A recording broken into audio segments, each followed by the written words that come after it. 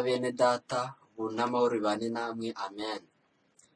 Ndabashimiye cyane kubw'uyu munsi kandi mukaba mukunda gukurikira ino cano y'impanda y'imperuka. Turabashimiye cyane. Muri uno mwanya igihe kirageze cyo kugira ngo dukomeze kuganira ku kuri kw'iki gihe, kugira ngo umuntu abashe kumenya uko abasha guhitamo ndetse n'uko abasha guhagarara muri iyi saha dusohoyemo. Icyigisho cy'uyu munsi kiravuga ngo inama ku bagabura. Inama ku bagabura.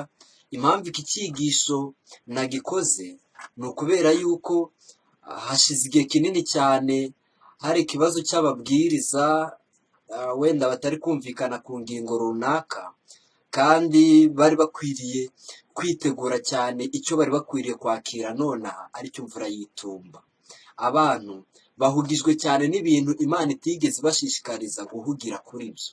Mu cyimbo cyo guhugira ku kwibaza niba bashyitse mu Mana, mu cyimbo cyo kwibaza niba inzira batangiye bakirimo nk'uko bikwiriye. Kuko abantu bamaze iminsi myinshi cyane bari ku ntambara zo gusengera ku rusengero cyangwa se kutahasengera, ugasanga ibyo bintu byatwaye abantu ubwenge ku buryo bukomeye cyane, kugeza ubwo bagera ku rwego aba bantu batagisuzuma imibereho yabo, kugeza ubwo igisigaye cyaratwaye ubwenge bwabo ari ugutekereza ku bandi cyane, cyangwa se bagatangira gutekereza yuko abantu runaka kuba batayobotse impande barimo bataye umurongo. Rero tugiye gusoma amagambo agira inama abagabura muri iki gihe. Ese ubundi abagabura muri iki gihe, muri ino saha dusohoyemo, bari bakwiye kwitwara ute? Mbese ni iki bakeneye muri ino saha? Ni iki Kristo arimo arabasaba? Iyi ngingo igihe nari ndi mu rugo nayitekerejeho ndetse ndanayisengera, ndavuga ati Mana, abantu bawe by'ukuri nabo Satani yabagezemo kandi atangiye gutuma bajya impaka ku bintu bidafite umumaro. Mbese bene data, ni iki ngiki cyari gikwiye kudukereza? Cyangwa ikintu cyari gikwiriye kudukereza cyane ni ugusuzuma imibereho yacu. Reka dusome muri Yohana igice cya 4. Hari amagambo tuhabona muri Yohana igice cya 4, tuhabona umugore, ariko nanone umugore mu byahishuwe cyangwa se mu buhanuzi afite ikintu ahagarariye. Nimuza gusoma neza, reka dusome, tubanze duhere muri Yohana igice cya 6 kugira ngo tuze gusoma neza kandi twumve ubusobanuro bw'ijambo ry'Imana. Muri Yohana igice cya 6 umurongo wa 63 haravuga ngo umwuka niwe utanga ubugingo, umubiri ntacyo umaze. Amagambo mbabwiye niyo mwuka kandi niyo bugingo. Bisobanuye neza yuko ijambo ry'Imana buri igihe turi kuryiga dukwiye kuryumvira mu mwuka, mu cyimbo cy'uko turyumvira mu buryo bw'umubiri, kubera yuko abantu bagiye bagira ingorane zikomeye cyane zo kugenda biga ijambo ry'Imana ariko ntibaryige mu murongo waryo. Rero muri Yohana igice cya 4 tuhabona umugore, kandi tuzi neza ko Pawulo yavuze ngo nabashingiye umugabo umwe ari we Yesu Kristo. Ubwo rero uno mugore afite icyo ahagarariye muri iki gihe. Umugore tuzi neza ko ahagarariye itorero. Uno mugore yarageze mu isaha yo kugira ngo avugane na Yesu, yarageze mu isaha yo kugira ngo yakire imigisha ikomeye cyane iva ku mwami Yesu, ariko mu mutima we, bitewe n'uko hari huzuyemo impaka zidafite umumaro, byari bigiye kumushyira mu kaga cyane ko kutakira imigisha yose Imana yari yamuteguriye. None ese uyu mugore ahagarariye iki, cyangwa se iyo migisha yari agiye kwakira ni iyihe? Umurongo wa 10, Yohana igice cya 4 umurongo wa 10 haravuga ngo iyaba wari uzi impano y'Imana ukamenya n'ugusabye amazi uwo ari we, nawe ubu umusabye nawe akaguha amazi y'ubugingo. Mbese ni ayahe mazi? Ni amazi y'ubugingo. Undi ati databuja, kudafite icyo uvomesha n'iri riba rikaba ari rirerire, none se ayo mazi y'ubugingo yakura he? Mbese ye uruta sogokuruza Yakobo wadufukuriye iri riba, kandi akaba aranyoga amazi yaryo ubwe n'abana be n'amatungo ye. Yesu aramusubiza ati, umuntu wese unywa aya mazi y'ubugingo uzongera kunywa aya mazi azongera kugira inyota, ariko unywa amazi nzamuha ntazagira inyota iteka ryose, ahubwo amazi nzamuha azamuhindukiramo isoko y'amazi adudubiza kugeza ku bugingo buhoraho. Avuze ko amazi uyu mugisha Yesu Kristo yari agiye guhereza uno mugore ni amazi ameze nk'isoko idudubiza.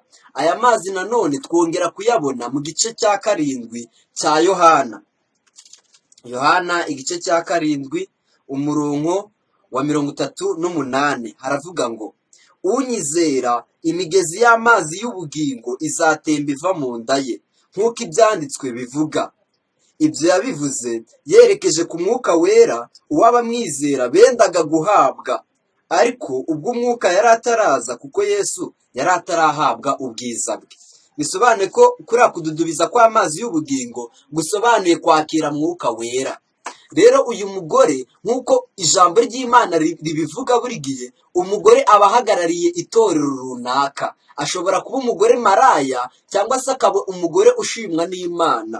Reka twumve amateka y'umugore kugira ngo tumenye amateka y'uyu mugore uhagarariye itorero runaka. Bitari ngombwa cyane no kugira ibintu bidasanzwe tuvuga, ahubwo turebe icyerekezo uyu mugore akeneye.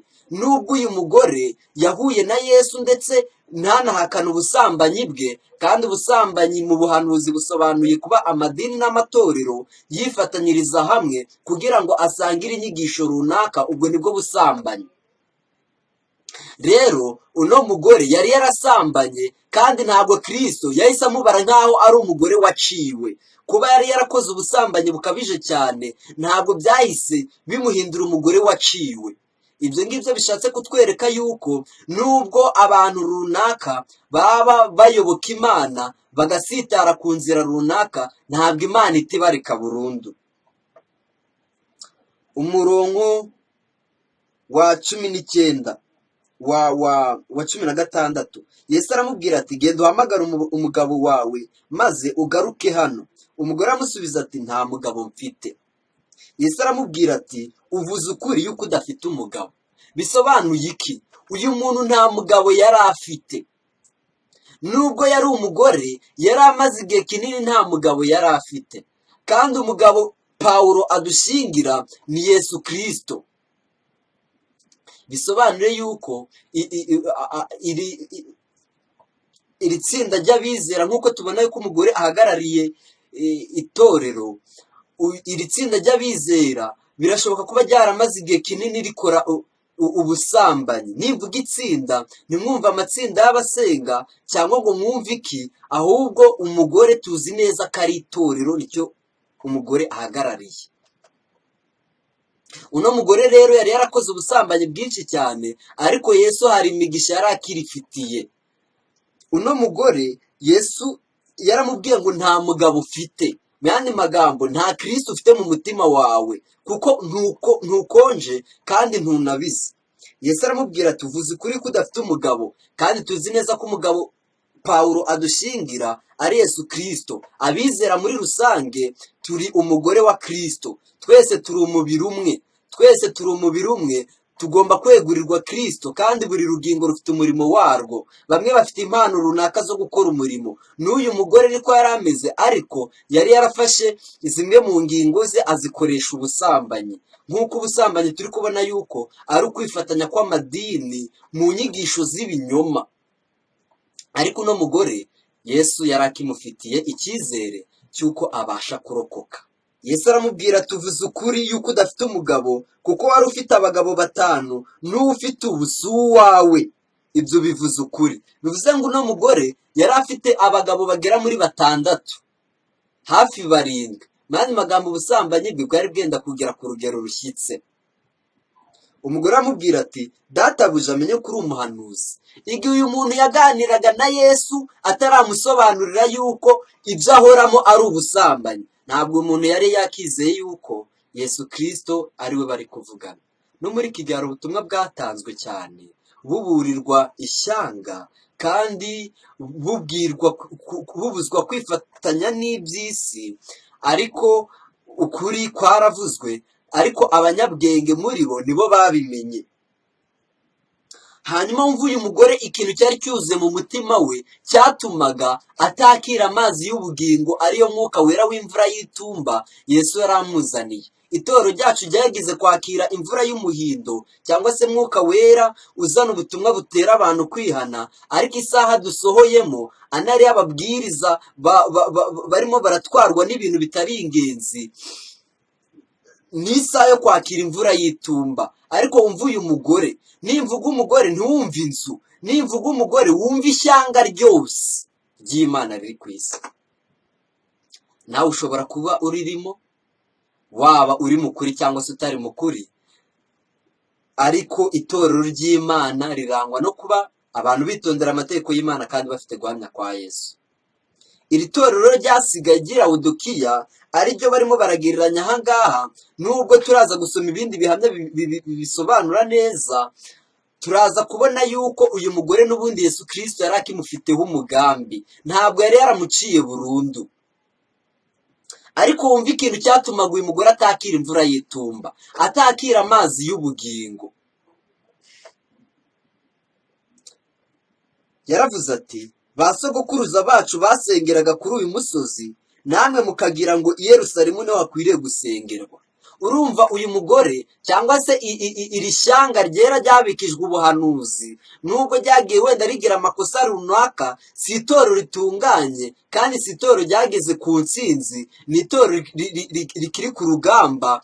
Ariko uyu mugore ikintu avuzweho ni uko mu mutima we icyatumaga atakira imvura y'itumba yari ahugijwe ku bintu bitamureba. Impaka zari zuzuye mu mutima we zari ahakwiriye gusengerwa n'adakwiriye gusengerwa. Ngibyo ibintu byigarura intekerezo z'ababwiriza runaka, ngibyo ibintu byatwaye abantu, ngibyo ibintu abantu batakajeho ubwenge cyane, kandi iyi ari isaha yo kuvugana n'umukiza wabo kugira ngo bakire imvura y'itumba. Mbega ibintu bibabaje. Yesu aramusubiza ati, mugore nyizera, igihe kizaza ubwo bazaba batagisengera data kuri uyu musozi cyangwa i Yerusalemu. Mu yandi magambo, ibyiringiro byabo ntabwo bizaba bishingiye ku gusengera ku rusengero cyangwa bibe bishingiye ku gusengera mu itsinda runaka, ahubwo ibyiringiro byabo bizaba bishingiye ku cyo Kristo agiye kutubwira. Dore mwebweho musenga icyo mutazi. Arimo arabwira umugore. Wibaze umugore, ntabwo Yesu avuze ngo dore woweho usenga icyo utazi nk'imvugo y'ubumwe, ahubwo uyu mugore afite icyo ahagarariye. Niyo mpamvu avuze ngo dore mwebweho musenga icyo mutazi. Mu yandi magambo, nubwo muvuga ngo musenga Imana ntabwo muyizi, bitewe n'uko muri abasambanyi ndetse n'ubuhanuzi buri kugenda busohora, ariko ntimubugenderemo. Ariko igihe kiraje ndetse kirasohoye ubwo abasenga by'ukuri basengera data mu mwuka no mu kuri, kuko data ashaka abo bene abo aribo bamusenga. Bisobanuye ko abantu basenga mu kuri no mu mwuka ari bonyine Imana ishaka ko bayisenga. Mbese abantu basenga mu kuri ni bande? Ni abantu bari gusenga bisuzuma, bishujumishije ukuri kw'ijambo ry'Imana, bagatsindwa nako, bagashaka kukugenderamo, kandi bagasengera mu mwuka basaba ko umwuka wera yataha mu mitima yabo kugira ngo ibashe kugendera mu kuri Imana ishaka ko bagenderamo. Bisobanuye neza yuko abantu benshi bahushije intego. Bahushije intego. No mu bizera b'Imana bakiye ubutumwa bw'ukuri, Satani yashizemo iki kintu, kandi icyo kintu nta mumaro gifite keretse gutuma abantu barangara gusa ntibakire mwuka wera.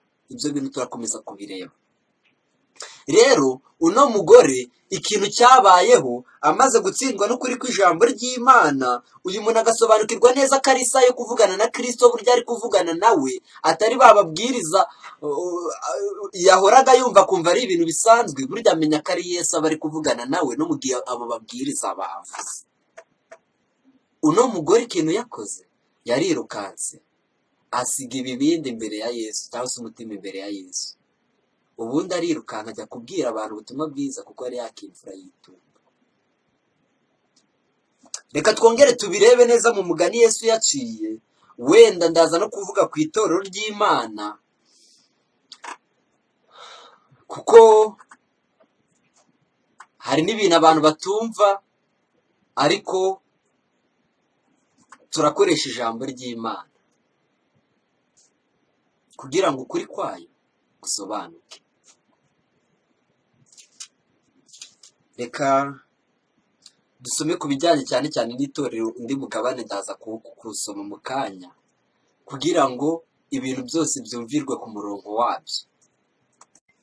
Reka nze dusome mu gitabo cy'ibyaduka byo mu minsi y'imperuka, urupapuro rwa 47. Igihamya ni icy'126. Bavuze itorero ry'Imana mu minsi y'imperuka, kandi iyo minsi niyo dusohoyemo. Mbese itorero ry'Imana mu minsi y'imperuka ni itorero rimeze rite? Ese Kristo arivugaho iki? Kugira ngo ukuri n'urujijo ruhari rukurweho, ahubwo abantu twese twifatanirize hamwe kurwanya icyaha na Satani. Kandi binyuze mu kwakira imvura y'itumba azatsindwa. Naho amacakubiri adatera umunyabyaha kwihana nta mumaro afite. Ahubwo twibaze ngo mbese ntabwo natwe twaba turi nk'uyu mugore wageze akaganira na Yesu ntamenye ko ari mu isaha yo kuganira na Yesu ngo yakire imvura y'itumba? Tugahora mu bihamya tuganira na Yesu, ariko ntitumenye ko ari isaha yo kwakira imvura y'itumba. Ahubwo ibyo bihamya nta kindi tubibonamo keretse kujya impaka z'ahakwiriye gusengerwa n'adakwiriye gusengerwa. Imana dutabare. Paje 47, ibyaduka byo mu minsi y'imperuka, igihamya cy'126. Buri wese niyirinde kugira ngo atigomeka arwanya ubwoko bumwe rukumbi bwujuje ibyangombwa byose biranga itorero ry'abasigaye, ryitondera amategeko y'Imana kandi rifite ukwizera kwa Yesu. Imana ifite ubwoko bwayo butandukanye n'abandi. Itorero riri ku isi, ritagira irindi rigereranwa naryo, riri hejuru y'ayandi yose mu birebana no kwigisha ukuri no mu kurengera amategeko y'Imana. Mwene data, niba wigisha ko itorero ry'Abadivantisite ari Babuloni, uribeshya. Hari inyigisho zadutse. Nigeze rimwe kujya gukorera umurimo mu ntara y'Iburengerazuba, nsanga abantu bageze ku rwego rwo kwita itorero Babuloni. Yego koko ni itorero ryagiye rigwa mu bishuko, ni itorero tugiye gusoma ryatsinzwe cyane, ariko ntabwo ari itorero ryabaye Babuloni. Reka dusome ku rupapuro rwa 61, ibyaduka byo mu minsi y'imperuka.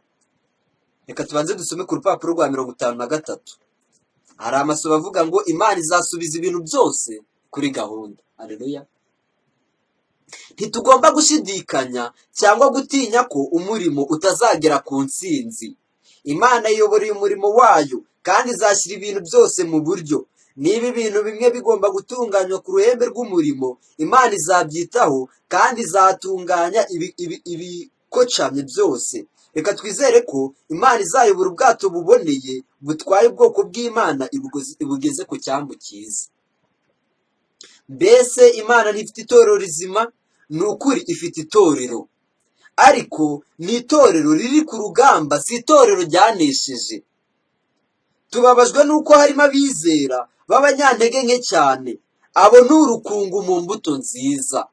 Aba bizera ntabwo ari ba bandi gusa tubona bambaye amamini cyangwa se bafite imyambarire runaka cyangwa se bafite imirire runaka.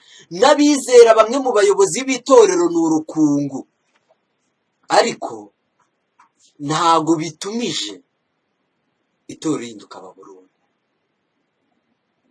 Ahubwo Imana iri gupfa n'ikintu cyose cy'icyaha kibasha kwihisha mu mutima w'umunyabyaha utari kwihana ngo yakire imvura y'itumba. Muri iki gihe abantu nibakira imvura y'itumba bazagera guhamya kwa Eliya wagiye guhagarara imbere y'umugore akamubwira ngo ubu ni ubusambanyi, ndetse n'imbere y'Ahabu bari bifatanije bagakora ubusambanyi, akabacyaha nubwo byamushize mu kaga. Tubabajwe nuko harimo abizera b'abanyantege nke cyane. Bo ni urukungu mu mbuto nziza. Nubwo mu itorero harimo ibibi, bizagumaho kugeza ku iherezo ry'isi. muri ibi bihe biheruka itorero rigomba kuba umucyo w'isi yanduye kandi yononwe n'icyaha. Ni ukuri iryo torero ry'intege nke rifite amakosa. Itorero rikeneye gucyahwa. Icyo kintu mucyumve neza abayobozi b'itorero, bantu b'Imana. Itorero rikeneye gucyahwa. Rero nimubona abantu bagize amahirwe yo guhagarara ku ruhimbi ngo babwirize ukuri, ntimwumve ko basaze, ahubwo itorero rigomba gucyahwa. Niba ryarakoze n'ubusambanyi mu nyigisho z'ibinyoma, rigomba gucyahwa, kuburirwa, kugirwa inama. Nibyo Kristo ahanze amaso mu buryo buheranije. Mbega kanongere nsome ku rupapuro rwa 61, igihano cy'183. Ukwihangana Imana igirira ubwoko bwayo. Itorero ryaratsinzwe mu buryo buteye agahinda. Ntabwo iki gihamya kiri kuvuga yuko itorero ryanesheje, ahubwo ryaratsinzwe mu buryo buteye agahinda, ariko Imana ibasha gutanga intsinzi.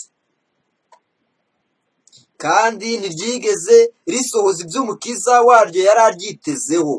Nyamara kandi Uwiteka ntareka ubwoko bwe.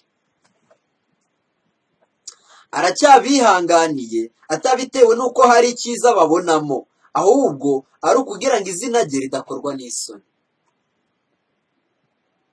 Imbere y'abanzi b'ukuri no gukiranuka, kugira ngo abakozi ba Satani badashoboza kuneshereza mu kurimbuka k'ubwoko bw'Imana. Yihangane gushinga ijosi kwabo, kutizera kwabo n'ubugoryi bwabo. Yabakebuje kwihangana guhebuje n'impuhwe. Nibemera kwigishwa nawe, azabezaho icyerekezo cyabo kibi, abaha agakiza k'iteka ryose, kandi abagira ikimenyetso cy'inzibutso zihoraho z'imbaraga z'ubuntu bwe. Ntitugomba kwiyibagiza ko itorero uko ryaba ari irinyantege nke kose, no kuba rifite ibyo ribuze, aricyo gikoresho kimwe rukumbi cyo ku isi Kristo hanze h'amaso. Ari ukurigenzura, aryitaho cyane, akanarikomeresha umwuka we wera. Ndetse muri iki gitabo baranditse ngo hari ahantu bizagera itorero rimeze nk'iryarangije kugwa, ngo ariko ntabwo rizagwa, kuko itorero rigaragara ririmo urukungu n'amasaka, ariko itorero ritagaragara ntabwo ari urukungu, ni amasaka. Nako itorero ritagaragara. Ubwo rero icyo nicyo nari nshaka kuvugaho, uretse yuko hari n'andi magambo ngiye kubasomera ku burangare bw'ibi bintu ndetse n'akaga biri kudushiramo. Mana dutabare. Mu gitabo cya Luka 11 hari amagambo yavuzwe.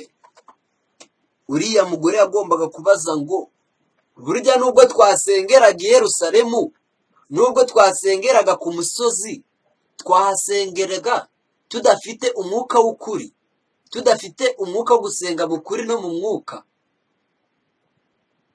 N'abigishwa ba Yesu bemeye guca bugufi.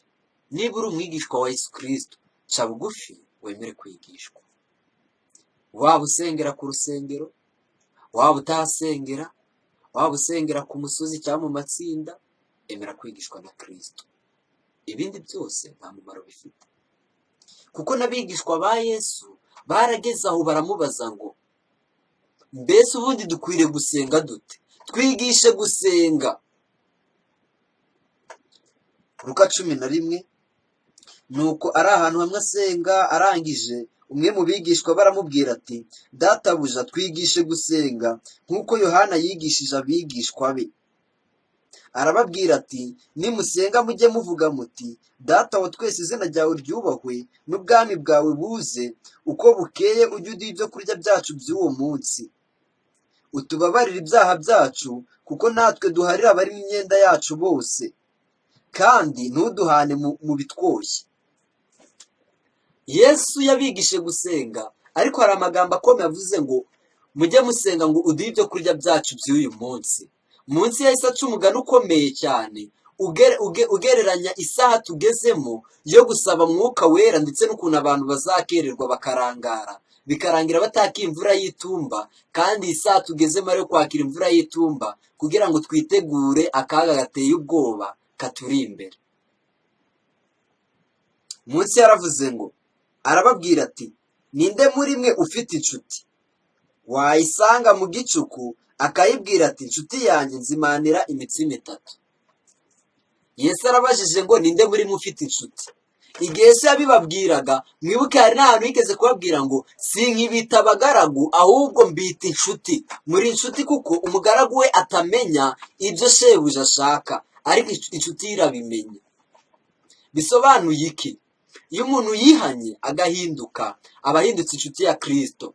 Rero Yesu Kristo arimo arabaza ngo, mwebwe mwese abashaka kumenya uko dukwiriye gusenga, ninde muri mwe ufite inshuti kugira ngo mujye munsenga nk'uko umuntu aganira n'inshuti ye magara? Arababwira ati, ninde muri mwe ufite inshuti wayisanga mu gicuku akayibwira ati, inshuti yanjye nzimanira imitsima 3? Kuyisanga mu gicuku, mwibuke niyo ya saha mu mugani w'abakobwa 10 ngo mu gicuku humvikana urusaku. Kiriya gihe nibwo abakobwa b'abapfu n'abanyabwenge batangiye kureba ko bafite amavuta. Gusanga Kristo rero mu isaha yo mu gicuku ni isaha tugezemo, burije rwose ntihabona. Wayisanga mu gicuku akayibwira ati, inshuti yanjye nzimanira imitsima 3. Imitsima 3 nibyo byo kurya tugiye kureba, cyangwa se mwuka wera. Kuko inshuti yanjye impingutse yivuye mu rugendo, none nkaba ntafite icyo nyizimanira. Uyu muntu biri kugaragara ko muri ino nkuru Yesu yari arimo araca, cyangwa se uno mugani yari arimo araca, harimo inshuti ebyiri. Hari iyo uyu muvandimwe ari kujya gusaba imitsima, kandi hari n'imutunguye. Abantu iyo basomye uno mugani Yesu yaciye, bahita bumva yuko uyu mugani ari inshuti ebyiri. Nyamara ni inshuti imwe gusa ibi kuvugwa. Kuko inshuti ya mbere agiye gusaba imitsima tubonye ko ari Yesu Kristo. Niwe tuvuga ngo turasonze mu bya mwuka, duhereza ibyo kurya byacu mu bya mwuka. Ariko nanone inshuti imutunguye, ivuye ahantu kure mu rugendo, iramutunguye, ntimubwiye isaha, ntimubwiye umunsi izaziraho, iramutunguye cyane. Cyangwa se ubuhanuzi butunguye uyu muntu, ari kubona Kristo amutunguye, kandi agomba kumusanga akajya ku mavi akamubwira ati, mwuka wera ndabona ubuhanuzi budutunguye. Iki ni igihe cyo kugira ngo duhabwe mwuka wera. Maze ngo kuko inshuti yanjye impingutse ivuye mu rugendo, none nkaba ntafite icyo nyizimanira. Uwo munsi akamusubiza ati, windushya namaze kugarira, ndaryamye n'abana banjye nabo nuko sinshobora kubyuka ngo nyiguhe. Ibi ngibi bishatse kuba ko uyu muntu yarakerewe cyane, ajya gushaka mwuka wera yatinze. Natwe twarakerewe, twakerewe kwakira imvura y'itumba, ndetse turi gukomanga Yesu akatubwira ati, namaze kuryama.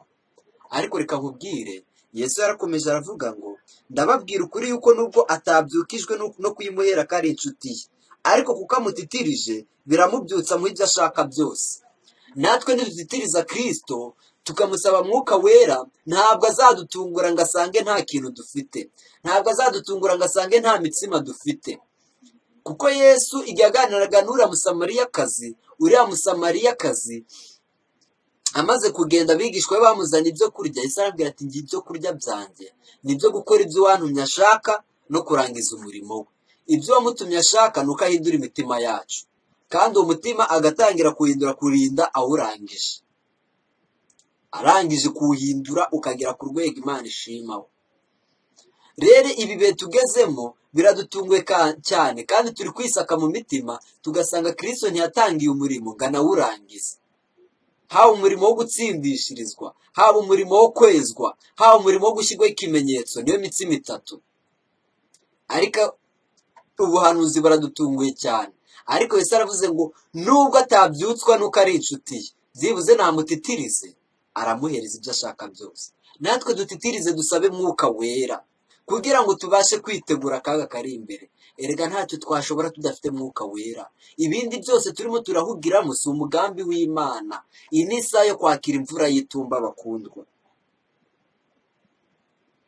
Nanjye ndababwira nti musabe muzahabwa, mushake muzabona, mukomange ku rugi muzakingurirwa, kuko umuntu wese usaba ahabwa, ushatse abona, n'ukomanga agakingurirwa. Mbese muri mwe ninde ufite umwana yamusaba umutsima akamuha ibuye, cyangwa akamuha inzoka, cyangwa yamusaba igi akamuha sikoropiyo? None se ko muzi ko abana banyu ibyiza kandi muri babi, so mu ijuru ntazarushaho rwose guha umwuka wera bamumusabye? Mbega inama kubagabura. Muhugire ku kwakira imvura y'itumba, haba abari mu Rwanda, haba abari muri Kongo, haba abari mu bihugu bitandukanye, twese tukakira mwuka wera. Imana izatwereka ko icy'ingenzi cyane ari uko umunyabyaha akizwa, kandi tukamubwira ibigiye kubaho, kandi n'itorero rigacyahwa rikaburirwa, ndetse natwe ubwacu tukiyezaho icyaha cyose. Ibindi byose nta mumaro bifite. Rero ngiyi impamvu nemeye iki cyigisho kiboneka cy'inama ku bagabura bareke guhugira ku bintu bitari ingenzi, ahubwo bahugire ku kwakira imvura y'itumba. Nta mubwiriza ntunze urutoki rwose, mumbabarire ntimundebe nabi, ndi inshuti yanyu, nanjye ndi umunyabyaha wemera kwigishwa, kandi ndi umubwiriza ubasha gukosa. Imana idufashe mu izina rya Yesu, amen, amen. Rero dusoze dusenga. Mana yacu, dore dusoje icyigisho uyu munsi cyavugaga inama ku bagabura. Ndagushimiye ko wemeye ko kiboneka, kandi ababwiriza bakabumvisha ukuri, wemeye ko kubonwa. Ubu n'amahoro bibane natwe mu izina rya Yesu Kristo, amen. Murakoze cyane, Imana ibane natwe.